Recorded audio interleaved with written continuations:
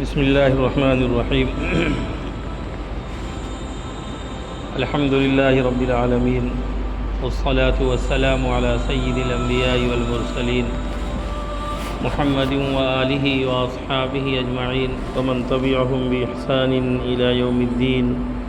أما بعد فقد قال الله تبارك وتعالى أعوذ بالله من الشيطان الرجيم بسم الله الرحمن الرحيم وقال الذين كفروا لرسلهم لنخرجنكم من أرضنا أو لتعودن في ملتنا فأوحى إليهم ربهم لنهلكن الظالمين ولنسكننكم الأرض من بعدهم ذلك لمن خاف مقامي وخاف وعيد واستفتحوا وخاب كل جبار عنيد من ورائه جهنم ويسقى من ماء صديد يتجرعه ولا يكاد يسيغه ويأتيه الموت من كل مكان وما هو بميت ومن ورائه عذاب غليظ صدق الله العظيم۔ محترم بزرگوں، ابھی میں نے قرآن مجید میں سورہ ابراہیم کی چند آیات تلاوت کی ہیں اور یہ صورت مبارکہ مکی ہے اور مکے کے حالات میں نازل ہوئی، اور ہم سب کو اس بات کا علم ہے رسول پاک صلی اللہ علیہ وسلم اور آپ کے اصحاب کو اور اہل ایمان کو جنہوں نے مکی دور میں اسلام قبول کیا، انہیں کس طرح اذیتوں کا، تکلیفوں کا، آزمائشوں کا اور قربانیاں کا سامنا کرنا پڑا، وہ ہم سب کے سامنے، یعنی ایسی اذیتیں، ایسی تکلیفیں دی گئی ہیں جن کا تصور نہیں کیا جا سکتا۔ اہل ایمان میں بعض لوگ بڑے اچھے خاندان کے تھے، بڑے مالدار لوگ تھے، ایمان لانے سے پہلے ان کی بڑی عزت تھی، بڑا احترام تھا، وہاں کی پنچایتوں کو طے کیا کرتے تھے، لوگوں کے فیصلے کیا کرتے تھے، اپنے قبیلے و خاندان کے سردار سمجھے جاتے تھے۔ بعض لوگ بڑے بڑے مشن پر بھیجے جاتے تھے، حکومتی سطح کے جو ان کے وفود ہوتے تھے اس میں شریک ہوتے تھے، لیکن اسلام لانے کے بعد انہیں بڑی اذیتوں، بڑی تکلیفوں، بڑی ذلتوں کا سامنا کرنا پڑا۔ ان حالات میں اللہ رب العزت ایک تاریخ بیان کر رہے ہیں کہ دنیا میں کیا ہوتا آیا ہے، یہ آپ کے ساتھ جو ہو رہا ہے۔ اب ظاہر سے بات ہے، یہ قرآن مجید قیامت تک کے آنے والے تمام انسانوں کے لیے، میں صرف مسلمانوں کی بات نہیں کر رہا، دنیا کے تمام انسانوں کے لیے اللہ نے قرآن مجید کو بھیجا ہے اور خود نبی پاک صلی اللہ علیہ وسلم کو بھیجا ہے۔ اس لیے قرآن کی جو منشا ہے اور قرآن کے جو احکام ہیں اور قرآن جو باتیں بتا رہا ہے، وہ کسی خاص لوگوں کو، خاص طبقے کو نہیں، بلکہ وہ تمام انسانیت کو بتلا رہا ہے، جو مان رہے ہیں انہیں بھی اور جو مان نہیں رہے ہیں ان کو بھی۔ یہ بات ہمیشہ ذہن میں رہے، کسی بات کا انکار کر دینا یہ اس بات کی دلیل نہیں ہے وہ چیز ہے ہی نہیں، یا وہ چیز ہو ہی نہیں سکتی۔ ہم کمرے کے اندھیرے میں بیٹھ جائیں اور کہیں سورج نہیں نکلا ہے تو ہم لاکھ سیکھتے رہے اور چلاتے رہیں کہ سورج نہیں نکلا ہے، لیکن سورج تو نکلا ہوا ہے۔ تو ہمارے انکار سے سورج کی صحت پر کوئی اثر نہیں پڑے گا۔ اسی طرح اللہ نے جو حقائق بیان کیے ہیں، اللہ نے جو چیزیں بتائی ہیں اور جو مسلمات بتلائے ہیں، جو احکامات بتلائے ہیں، وہ 100% درست اور سچ ہیں۔ کوئی لاکھ انکار کرے، اس کے انکار کرنے سے کوئی فرق نہیں پڑنے والا۔ تو یہ قرآن دنیا کے تمام انسانوں کے لیے ہدایت ہے۔ اسی طرح نبی آخر الزمان محمد الرسول اللہ صلی اللہ علیہ وسلم تمام انسانوں کے نبی ہیں، جو مانے ان کے بھی اور جو نہ مانے ان کے بھی۔ اس لیے قرآن میں ایک جگہ فرمایا قل یا ایھا الناس انی رسول اللہ الیکم جمیعا، اے نبی آپ علی الاعلان اعلان فرما دیجئے، آپ لوگوں کو بتلا دیجئے، انی میں رسول اللہ، اللہ کا رسول ہوں، جمیعاً سب کا، کسی خاص طبقے کے لیے نبی سے کہلایا۔ قرآن میں آیت موجود ہے کہ آپ کہہ دیجئے میں سب کا نبی ہوں، تو آپ کی نبوت بھی سب کے لیے، اور آپ جو اللہ کا آخری پیغام یعنی قرآن لے کر آئے وہ بھی سب کے لیے۔ تو یہ جو آیات مکے میں نازل ہوئی، مکے کے حالات میں نازل ہوئی، اور مکے کے اس وقت کے لوگوں کے تسلی کے لیے نازل ہوئی، اور ان کو یہ بتانے کے لیے نازل ہوئی کہ تمہارے ساتھ جو رویہ اپنایا جا رہا ہے، تمہیں جو تکلیفیں دی جا رہی ہیں، تمہیں جو اذیتیں دی جا رہی ہیں، تمہاری جان اور مال کو جو نقصان پہنچایا جا رہا ہے، تم پر وہ ہر وقت خطرات کے بادل منڈلاتے رہتے ہیں، یہ صرف تمہارے ساتھ نہیں ہو رہا ہے، یہ صرف تمہارے ساتھ نہیں ہو رہا ہے۔ اللہ کے جتنے بھی نبی آئے، جتنے بھی اللہ کے پیغمبر آئے، میسنجر آئے، یہ ہر ایک کے ساتھ میں یہ سلوک کیا گیا ہے۔ تو قرآن نے کیا کہا؟ وقال الذین کفروا، کافروں نے کہا، نہ ماننے والوں نے کہا، انکار کرنے والوں نے کہا، صداقت اور سچائی کو نہ ماننے والوں نے کہا، کس سے کہا؟ لرسولہم،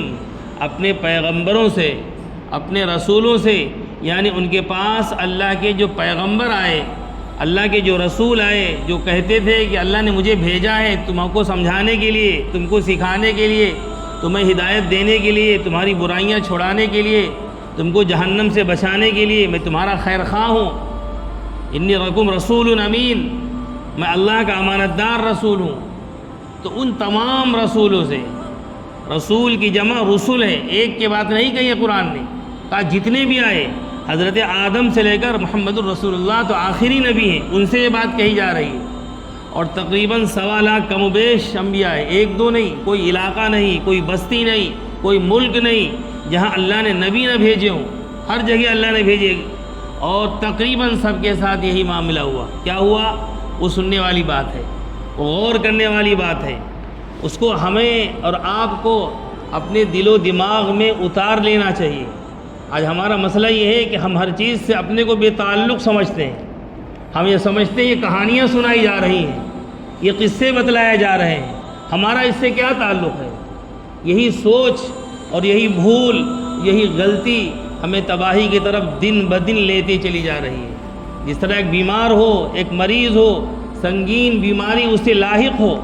اور مرض بڑھتا جا رہا ہو، لیکن وہ کہ کچھ نہیں ہوتا یار، کچھ نہیں ہوتا، چلتا ہے چلتا ہے چلتا ہے، اور ایک دن آتا ہے کہ پھر اس کے ہاتھ پاؤں کام کرنا چھوڑ دیتے ہیں، اس کا پھیپھڑا ختم ہو جاتا ہے،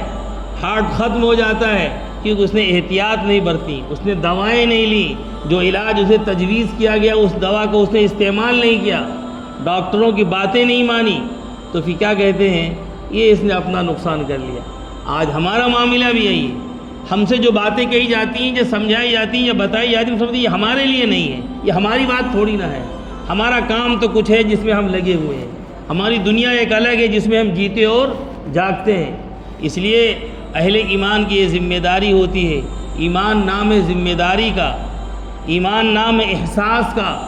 ایمان نام ہے طلب کا، ایمان نام ہے قربانیوں کے لیے اپنے آپ کو تیار ہونے کا، ایمان نام ہے اللہ کی راہ میں مشقتیں برداشت کرنے کا، اللہ کے نام پر جینے اور مرنے کا، ہر طرح کی قربانیوں کے لیے اپنے آپ کو تیار۔ اہل ایمان کی یہ ذمہ داری ہوتی ہے۔ اور دنیا کے ہر دور میں ہر وقت آپ پوری تاریخ پڑھ ڈالیے، پوری ہسٹری اٹھا کر دیکھ لیجئے، جو ہماری اسلام کا جو آخری ایڈیشن ہے، ایک بات یہ بھول جائیے، اسلام صرف 1400 سال پرانا نہیں ہے۔ یہ بات کہی جاتی ہے کہ اسلام کی تاریخ صرف 1450 سال ہے۔ اسلام تو پہلے مسلمان اور پہلے نبی حضرت آدم علیہ الصلاۃ والتسلیم ہے، جتنے انبیاء تھے سب مسلمان تھے۔ مسلمان کے ماننا اللہ کا ماننے والا، اللہ کی ماننے والا، اللہ کے احکام پر سر جھکا دینے والا۔ اب اس میں جب انبیاء آتے، اپنی دعوت لے کر آتے، اس میں کمزوریاں ہوتی تو اس کو درست کرنے کے لیے اللہ دوسرے نبی کو بھیج دے۔ ان کی دعوت کی تردید جو ہے، ان کی دعوت کی محنت کو جو انہوں نے کیا تھا اس کو زندہ کرنے کے لیے، اس میں جو کمیاں آئیں ان کمیوں کو دور کرنے کے لیے۔ اس لیے کسی نبی کا کلمہ نہیں بدلا، لا الہ الا اللہ ہر نبی کا کلمہ ہے، اللہ کے علاوہ کوئی معبود نہیں۔ ایسا نہیں کہ حضرت آدم کا کلمہ کچھ اور تھا اور حضرت ابراہیم کا کچھ اور تھا اور حضرت موسیٰ کا کچھ اور تھا، سب کا لا الہ الا اللہ، یہ سب کا یہ تھا۔ نبی بدلتے رہے، ساتھ میں وہ تعلق بدلتا رہا کہ وہ اپنا تعارف کراتے رہے کہ میں رسول ہوں، انی رسول اللہ، محمد الرسول اللہ، جیسے آخری نبی محمد الرسول اللہ صلی اللہ علیہ وسلم۔ تو یہ پوری اسلام کی تاریخ بتائی گئی ہے۔ اللہ کیا فرماتے رہے؟ کافروں نے کہا، نہ ماننے والوں نے کہا، کس سے کہا؟ لرسولہم، اپنے رسولوں سے، اپنے میسنجر سے کیا کہا؟ لنخرجنکم من ارضنا، یہ اہم بات ہے، غور کریں اس کو کہ ہم سے جو کیا کہا جا رہا ہے یہ کوئی نئی بات نہیں کہی جا رہی ہے، یہ تو ہمارے بزرگوں کے ساتھ، ہمارے پرکھوں کے ساتھ، ہمارے انبیاء اور رسولوں کے ساتھ یہی بات کہی گئی ہے۔ آپ پڑھیں قرآن کو، اور اگر عربی زبان سمجھتے ہیں تو اس کی بلاغت کو سمجھیں، کون سے الفاظ استعمال کیے۔ لنخرجنہم، بڑی طاقت اور زور سے یہ بات کہی گئی۔ وہ لوگ اپنے زمانے کے نبیوں سے کہتے تھے ہم تم کو اپنے ملک سے نکال دیں گے، ہم تم کو اپنی سرزمین سے نکال دیں گے، ہم تمہیں یہاں رہنے نہیں دیں گے، ہم تم کو یہاں سے بھگا دیں گے، بس اگر تمہیں یہاں رہنا ہے اور تمہیں یہاں بسنا ہے اور تمہیں یہاں کام کرنا ہے، او لتعودن فی ملتنا، ہمارے دین میں آ جاؤ، ہمارے مذہب کو اختیار کر لو، جس کا آج نام بدل گیا گیا ہے، گھر واپسی کر لیجیے، آپ سکون سے رہیے۔ اور بہت سارے ایسے شیطان ایمان کے کمزور، بلکہ پہلے ایمان کہنے ہی انہیں درست نہیں ہے کہ وہ لوٹتے ہیں اور کہتے ہم نے گھر واپسی کر لی، نعوذ باللہ من ذالک۔ تو یہ نعرہ نیا نہیں ہے، یہ باتیں پرانی نہیں، قرآن پوری تاریخ بیان کر رہا ہے۔ کافروں نے رسولوں سے کہا کہ تمہیں ہم اپنی ملکوں سے نکال دیں گے یہاں تک کہ تم ہماری سرزمین پر واپس آ جاؤ، او لتعودن فی ملتنا۔ پھر اللہ رب العزت فرماتے ہیں اس کے بعد اپنی بات اللہ فرماتے ہیں کہ اس کے بعد ہوا کیا؟ فَأَوْحَى إِلَيْهِمْ رَبُّهُمْ، تو اللہ رب العزت نے فرمایا کہ اللہ نے، یعنی ان کے رب نے، رب کہتے ہیں پالنے والے کو، پرورش کرنے والے کو۔ پالنا صرف کھلا پلا دینا ہی کافی نہیں ہے، بلکہ جتنی بھی ضرورتیں ہو سکتی ہیں انسان کی، ان تمام ضرورتوں کا پورا کرنے والا وہ رب ہے، وہ پالنہار ہے۔ ہر طرح کی ضرورتیں، چاہے تمہاری جسمانی ہو، چاہے خاندانی ہو، گھریلو ہو، معاشی ہو، سماجی ہو، سیاسی ہو، ہر طرح کے ضرورتوں کو پورا کرنے والا ہوا ہے۔ تو اللہ نے کیا فرمایا؟ فَأَوْحَى إِلَيْهِمْ رَبُّهُمْ، بس ان کے رب نے ان کی جانب وحی کی، وحی کا مطلب اپنا حکم بھیجا، اپنے فرمان کو بھیجا، ڈائریکٹ ان تک پہنچایا یا فرشتے کے ذریعے سے پہنچایا۔ کیا فرمایا؟ لَنُهْلِكَنَّ الظَّالِمِينَ، اس پر ہمارا ایمان ہونا چاہیے۔ لَنُهْلِكَنَّ الظَّالِمِينَ، اللہ نے فرمایا ہم ظالموں کو برباد کر دیں گے، ہم ظالموں کو تباہ کر دیں گے، ہم ان کی اینٹ سے اینٹ بجا دیں گے، ہم انہیں موت کے گھاٹ اتار دیں گے، ہم ان کو صفحہ ہستی سے مٹا دیں گے۔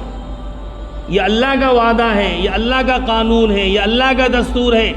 جو اللہ کو نہیں مانے گا، اللہ والوں کی نہیں مانے گا اور اللہ والوں کے ساتھ زیادتی کرے گا، ظلم کرے گا، اللہ کو ظلم برداشت نہیں ہے۔ اللہ کو مظلوم کی فریاد کہا کہ ساتوں آسمان عرش کے اوپر سنتا ہے۔ وہ مظلوم کوئی بھی ہو سکتا ہے، ہم بھی ہو سکتے ہیں اور کوئی دوسرا بھی ہو سکتا ہے۔ جو بھی مظلوم ہوگا تو اللہ نے فرمایا جو ظالم ہوگا ہم اس کی پکڑ ضرور کریں گے، اسے چھوڑیں گے نہیں، اسے تباہ و برباد کر دیں گے۔ لَنُهْلِكَنَّ الظَّالِمِينَ، اللہ نے فرمایا گھبراؤ نہیں، اگر تمہارے اوپر ظلم ہوتا ہے تو اس ظلم کو برداشت کرو، لیکن حق کو نہ چھوڑو، ڈرو مت، حق کے لیے قربانی دینے کے لیے تیار رہو۔ پھر دیکھو ظالم کا اللہ کیا حال کرتے ہیں، اور پھر پوری تاریخ آپ دیکھیں، قرآن میں ہی تو نام لے لیا ہے۔ اگر قرآن ان کا نام نہ لیتا تو ہم ان کو بھی نہیں جانتے۔ قرآن نے بتلایا اللہ نے کیسے کیسے ظالموں کو کیسے کیسے تباہ کیا۔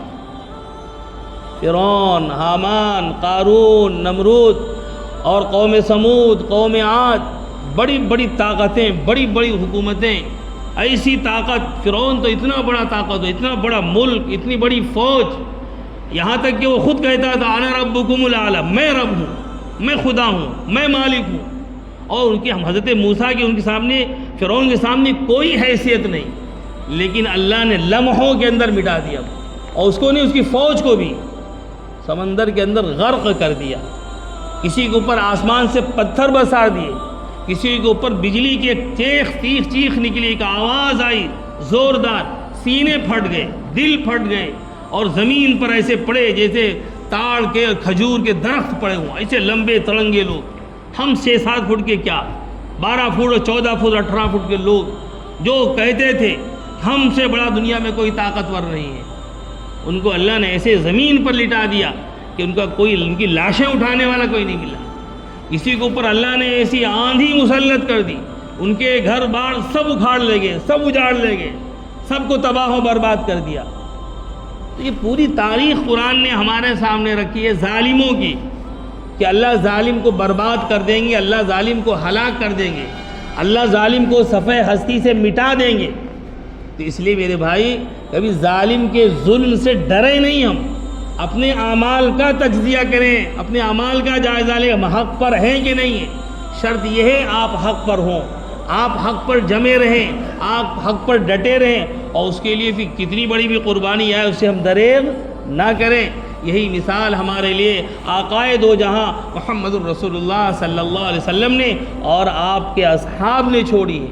کہ مکہ مکرمہ کو چھوڑ کر اور 13 سال تک مکے میں تکلیفیں اور اذیتیں برداشت کر کے کیسی کیسی قربانیاں دیں، اس کا ہم تصور نہیں کر سکتے۔ خود اللہ کے رسول صلی اللہ علیہ وسلم کے الفاظ ہیں، اس دین کے خاطر جتنا مجھے ستایا گیا، جتنا مجھے ذلیل کیا گیا، جتنا مجھ پر ظلم کیا گیا، کسی کو نہیں کیا گیا، کسی کو نہیں کیا گیا۔ اس لیے میرے بھائی کبھی ڈرے نہیں، کبھی گھبرائے نہیں۔ آج ہمیں ڈرایا جاتا ہے اور ہم سب ڈر میں مبتلا ہیں، خوف کھائے ہوئے ہیں، ڈرے ہوئے ہیں، سہمے ہوئے ہیں۔ اہل ایمان ڈرتے نہیں ہیں، اہل ایمان گھبراتے نہیں ہیں، وہ حالات کا مردانہ وار مقابلہ کرتے ہیں۔ جیتے تب بھی ہمارے ہاتھ میں ہم غازی کہلائیں، اور ہماری جان اور مال اللہ کے راستے میں کام آ جائیں، تو ہم سے زیادہ خوش نصیب کون ہے؟ ہم سے زیادہ خوش نصیب کون ہے کہ اللہ کی بارگاہ میں ہم مقبول ہو گئے؟ دنیا تو چند روزہ ہے، جا ہی رہے لوگ نا، دیکھ رہے ہیں آپ روڈ کے کنارے رہتے، آتے جاتے کتنے لوگ جاتے ہیں، پورا خاندان ایک ساتھ چلا جاتا ہے۔ کیسے کیسے حادثے ہوتے ہیں، لمحوں اور منٹوں میں ختم ہو گئے، کیا لے کر گئے۔ لیکن اگر اہل ایمان ہے تو اس پر بھی صبر کرتے ہیں کہ اچانک موت مل گئی، شہادت کی موت مر گئی، دین پر مر گیا، شہادت کی موت مر گئی، دین کے خاطر مار دیا، وہ قربان ہو گیا، اللہ کی بارگاہ میں مقبول ہو گیا۔ تو لہذا دین کو سمجھیں، دین کی اہمیت کو جانیں، اور دین کے نتیجے میں اللہ کی طرف سے جو انعامات ملنے والے ہیں ان انعامات کا تصور کریں۔ یہ دنیا کے جانے کا، دنیا کے چھوٹنے کا، دنیا کے نقصان کا یہ ڈر اور خوف اپنے دلوں سے نکال دیں۔ اہل ایمان نے کبھی اس کی پرواہ نہیں کی، کبھی نہیں کی، اور اس کی مثالیں آج بھی ہمارے سامنے ہیں اور دیکھ رہے ہیں آپ کیسی قربانیاں۔ کوئی تصور کر سکتا ہے کہ غزہ کے اور فلسطین کے لوگوں نے جو قربانیاں پیش کی، تاریخ میں مثالیں نہیں ملتی، مثالیں نہیں ملتی، اور ان کے ماتھے پہ شکن نہیں، سب کچھ کھونے کے بعد بھی ان کے زبان پر صرف ایک لفظ ہے، حسبنا اللہ، حسبنا اللہ، حسبنا اللہ۔ باپ ہو گیا، بیٹا گیا، شوہر گیا، دادا دادی گئے، پوتے پوتی نواسے ہاتھ میں موجود ہیں، حسبنا اللہ۔ مردوں کی، شہیدوں کے لاشیں سامنے ہیں، حسبنا اللہ۔ ہر ایک کی زبان پر یہی، کیا مطلب؟ اللہ ہمارے لیے کافی ہے، ہمیں کسی طاقت کی، کسی سہارے کی ضرورت نہیں ہے۔ اگر اللہ ہے تو سب کچھ ہے، اللہ ہی سب کا انتظام کرنے والا ہے، اللہ سب کو دیکھ رہا ہے۔ اس لیے میرے دوستو ہماری توجہ اللہ کی طرف سے ہو، اللہ کی جانب ہو، اور ان حالات کا ڈرنا اور گھبرانے کی کوئی بات نہیں۔ جو میں کہنے والا تھا کہ آج ہمارے ملک کے اندر ہماری پارلیمنٹ نے جو اوقاف کے تعلق سے جو ایک ترمیمی بل پیش کیا ہے، سب سن رہے ہوں گے سوشل میڈیا کے ذریعے سے، جانتے ہی ہوں گے، لیکن یہ بات ضرور جانیں، یہ اوقاف کا مسئلہ ہمارا کوئی سیاسی مسئلہ نہیں ہے، ہمارا کوئی سماجی مسئلہ نہیں ہے کہ چل جائے گا، نہیں، یہ ہمارے دین کا مسئلہ ہے۔ یہ ایسے ہی ہے کوئی آ کر کہہ جائے کہ آج جمعہ کا دن ہے، مولوی صاحب 4 رکعت پڑھائیے، حکومت کا آرڈر آیا ہے، ہم 4 پڑھیں گے؟ نہیں، کوئی کہہ دیا بڑی پریشانی کے دن ہے، گرمیاں ہیں یا ایسے مسائل ہیں، مولوی صاحب صرف 1 رکعت پڑھا دیا، جمعہ کا دن ہے، حکومت کا آرڈر آیا ہے، ہم مانیں گے؟ جس طرح یہ نہ مانیں گے اس طرح یہ بھی نہ مانیں گے۔ اوقاف کا مسئلہ ہمارا دینی مسئلہ ہے،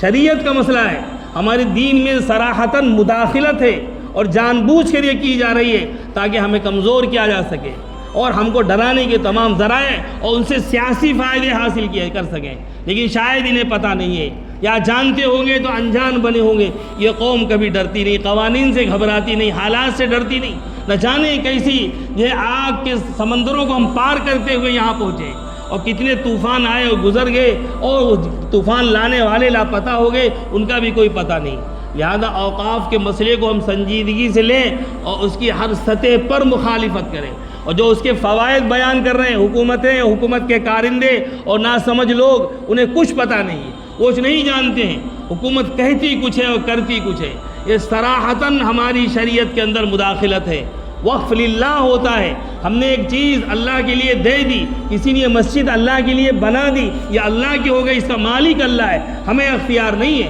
ہم صرف اس کی ذمہ داریاں نبھا سکتے ہیں، ہم مینٹیننس کر سکتے ہیں، انتظام و امور کر سکتے ہیں، باقی ہم اس کو نہ بیچ سکتے ہیں، نہ کسی کو دے سکتے ہیں، نہ کسی مصرف میں استعمال کر سکتے ہیں۔ یہ اوقاف صرف اللہ کے لیے، جنہوں نے اپنی زمینیں دیں، جائیدادیں دی، مکانات دیے، جو کچھ بھی دیا، قبرستانوں کے لیے دیا، مساجد کے لیے دیا، مدارس کے لیے دیا، رفاع عامہ کے لیے دیا، انہوں نے اللہ کو دیا ہے، اللہ کے لیے دیا ہے، لہذا اس کا مالک اللہ ہے، ہم مالک اس کے نہیں ہیں۔ لہذا جب اللہ کی مرضی منشا اور مرضی کے خلاف ہم کچھ نہیں کر سکتے۔ حکومت نے بڑے سوچے سمجھے منصوبے کے تحت یہ ترمیمی بل لایا ہے، اور اس میں ایسی ترمیمات کی ہیں، وقت کم ہے ورنہ میں آپ کو ترمیمات بتاتا کیسی کی گئی ہیں، یعنی ہنسنے والی بات، صرف مسلمانوں کو نشانہ بنانے کے لیے اور ان کو ٹارگٹ کرنے کے لیے۔ اور ہمارے بھائی بہت سارے ناسمجھ لوگ ہیں، وہ کہتے نہیں یہ تو ہمارے اچھے کے لیے کر رہا تھا، مسلمان لوٹ رہے تھے، اوقاف کو کھا رہے تھے۔ ارے بھائی کھا رہے تھے مسلمانوں کو، کس نے اس پر مسلط کیا؟ یہ سیاسی جماعتیں اوقاف میں اپنے لوگوں کو بھیجتے ہیں، جو ان کے چمچے ہوتے ہیں، جو ان کے کارندے ہوتے ہیں، جو ان کے ورکرز ہوتے ہیں، کسی کو وقف بورڈ کا ممبر بنا دیتے ہیں، کسی کو وقف بورڈ کا چیئرمین بنا دیتے ہیں، اور ان کو بنا دیتے ہیں، وہ ان کے لوگ ہوتے ہیں، اور ان کے اشارے پر وہ خرد برد کرتے ہیں۔ وہ تو چور پہلے ہی ہوتے ہیں، وہاں جا کے بھی چوری کرتے ہیں، نام ان کا مسلمان ہے تو کیا وہ مسلمان ہے؟ کون سے مسلمانوں کو کام کیا انہوں نے؟ ان سے فائدہ انہوں نے اٹھایا، تو حکومت ان کو سزائیں دے، ان کو پکڑے، ان کو گرفتار کرے، ان کو جیلوں میں ڈالے، ان سے وصولے۔ یہ کام تو کرتی نہیں ہے، اور کہتی ہے کہ نہیں اس میں جو ہے نہ جانے کیسے کیسے غبن ہو رہے تھے، اور یہ ہم اس کو اصلاح کے لیے لائے۔ تو اصلاح کے لیے اصلاح والے قانون لائے جاتے، یہ کہ اس کی حیاتی بدل دیا ہے کہ اب اس کے ممبر جو غیر مسلم بھی ہوں گے، اور ایسا ہوگا اور ایسا ہوگا، اب کوئی دوسرا اس کے لیے وقف نہیں کر سکتا۔ ایک مسلمان بھی اگر وقف کرنا چاہے تو اس میں یہ ترمیم رکھی گئی ہے، اس کو پریکٹسنگ مسلم ہونا چاہیے، پریکٹسنگ مسلم، یعنی وہ نماز کا پابند ہو، شریعت کا پابند ہو، اور کم از کم 5 سال ہو، تب یہ کون ثبوت دے گا؟ اور یہ ثبوت لے گا کون، اور کس کے سامنے اس کو دینا پڑے گا کہ میں 5 سال سے پریکٹسنگ مسلم ہوں؟ لیکن یہ تماشے ہیں، آپ جائیں کلیکٹر کے سامنے کہ میں پریکٹسنگ مسلم ہوں، کہیں نہیں تمہارے تو داڑھی نہیں ہے، تم کیسے پریکٹسنگ مسلم ہو؟ اور پھر آپ کہیں داڑھی بھی آ گئی، کہ تم نے حج نہیں کیا، کیسے تم پریکٹسنگ مسلم ہو؟ اور پڑوسی جا کے کہہ دے یہ روزہ نہیں رکھتا ہے، یہ کیسا پریکٹسنگ مسلم ہے؟ تیسرا جا کے کہہ دے یہ زکوٰۃ نہیں دیتا ہے، یہ کیسا پریکٹسنگ مسلم ہے؟ تو وہ ان کے لیے تو بہت سارے بہانے ہیں، آپ کو انکار کر دیں نہیں ابھی آپ 5 سال کے اندر مسلمان ایسے نہیں بنے۔ تو یہ صرف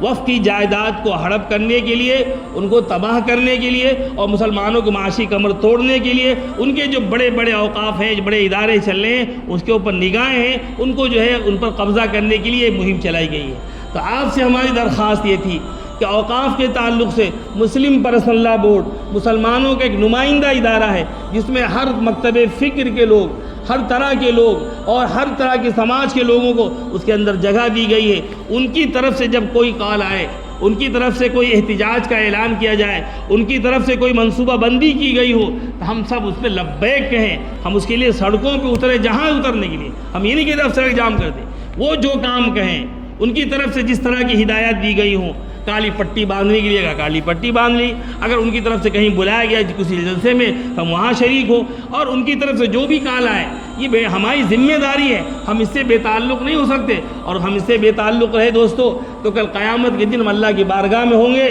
اور پھر نبی آخر الزمان محمد الرسول اللہ صلی اللہ علیہ وسلم کا ہاتھ ہوگا اور ہمارا گریبان ہوگا۔ ہم کیا جواب دیں گے کہ اسلام پر جو ہے اور اسلامی احکامات پر اس طرح سے تباہی مچائی جا رہی تھی، اس پر بلڈوزر چلائے جا رہے تھے، اسلام مسلمانوں کے ملی تشخص کو ختم کیا جا رہا تھا، اور تم اپنے گھر میں بیٹھے ہوئے تھے، موبائل میں لگے تھے، IPL میچ دیکھ رہے تھے، اور سیاسی تبصرے کر رہے تھے، اور گھر میں بیٹھے ہی آپ احتجاج کر رہے تھے۔ نہیں، اگر ضرورت پڑے تو ہم قربانی سے کبھی دریغ نہ کریں۔ ظاہر سی بات مسائل آئیں گے، مشکلات آئیں گے، لیکن یہ قوم کبھی اس سے ہٹی نہیں ہے اور اس سے بچی نہیں ہے۔ لہذا ہماری ذمہ داری ہے، ہم اوقاف کے تعلق سے پڑھیں، سمجھیں، ان ترمیمات کو جانیں اور نہ جاننے والوں تک بتلائیں۔ اور سماج میں بہت سارے بیدار لوگ ہیں، برادران وطن میں بہت سارے لوگ ہیں جو ہمارے ساتھ کھڑے ہیں۔ کئی میٹنگوں میں الحمدللہ میں رہا ہوں جس میں برادران وطن کی